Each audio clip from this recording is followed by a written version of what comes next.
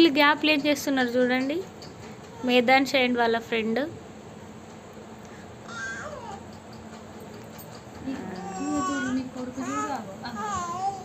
ఏయ్ కన్నయ్య అట్లా చేయొద్దు, బ్యాడ్. వాడేమన్నా తక్కువ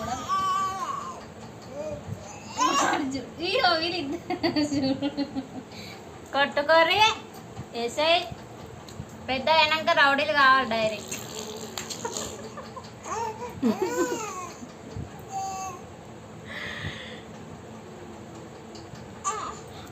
వాయిస్ సపరేట్. ఇట్లా కొన్ని కొన్ని తీసుకొని మంచిగా ముడేయాలి. ఇట్లా మంచిగా ఉంటుంది.